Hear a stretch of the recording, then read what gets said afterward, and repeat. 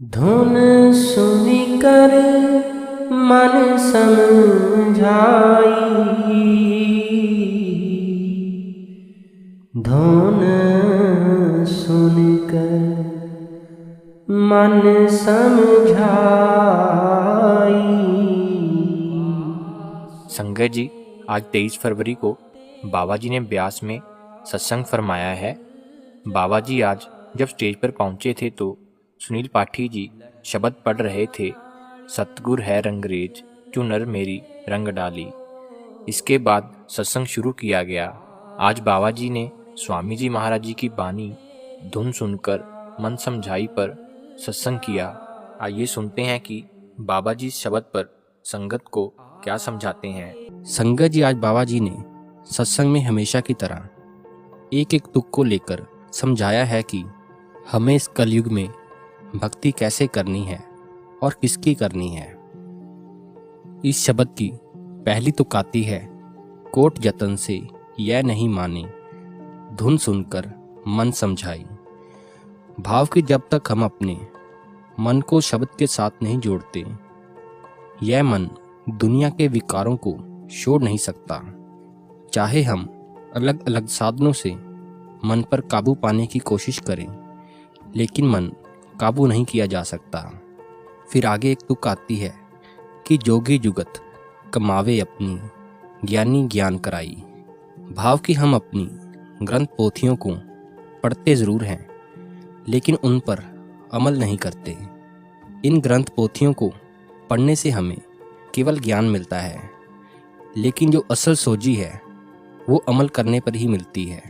जब तक हम इन ग्रंथ पोथियों को पढ़ के उन पर अमल नहीं करते, तब तक हम असल सच का अनुभव नहीं कर सकते। साथ संगत जी, फिर इस शब्द में एक तुक आती है, बुद्ध चतुरता काम न आवे, आलम रहे पछताई।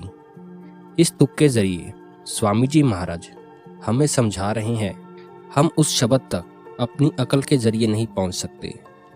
अगर हम ये सोचें कि हम केवल अपनी अकल के साथ बिना किसी गुरु के सहायता के उस शब्द तक पहुंच जाएंगे, तो ये हमारी गलत फहमी है।